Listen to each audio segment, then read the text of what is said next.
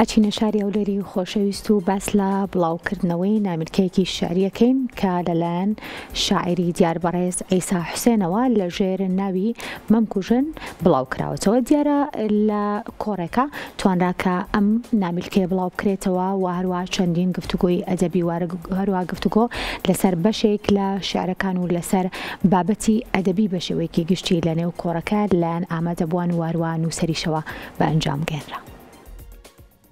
ئاشتکردنەوە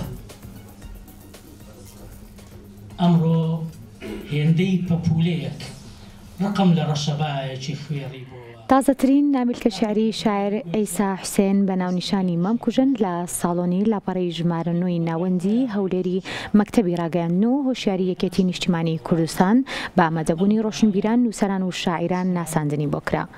لە کۆڕەکەدا شاعر ئەیسا حوسێن باسی لە دوایین ناملکە شێعری خۆی کرد و دواتر چەند کۆپلە شێعرێکی خوێندەوە. بەشێک لە بەشداربووان گفتوگۆیان لەسەر شێعرەکانی شاعر کرد. دواتر ناملکە شێعریەکە بەسەر ئامادەبوواندا دابەشکرا. ئەم ناملکە شێعریە چوارەم کتێبی شاعر ئەیسا حوسێنە. کە ڕووبارەکان فرۆشرابن و ئاو هەندێک ڕەک پێ نەزانێ، ناحەقمە چاوی ناسکە ژنێکم لە کاریەکانی نیشتیمان خۆشتر بووێ. ئەمە چوارەم دیوانی شاعریمە بە ناوی مەمکوژن لە ماوە نزیکە لە چاپخانەی تاران لە شاری تاران چاپ کراوە. ئێستا ئەمڕۆ مەراسیمی بۆ دەکەین. تۆزێک ناسانێکی کورتی بۆ دەکەین و لەگەڵ هەندێک شاعری دەخوێنینەوە وەکەی تریش حەزەکەم زیاتر ئەوانەی کە ئاشنای شاعری منن حەزەکەم قسە لەسەر ئەم دیوانە بکەن.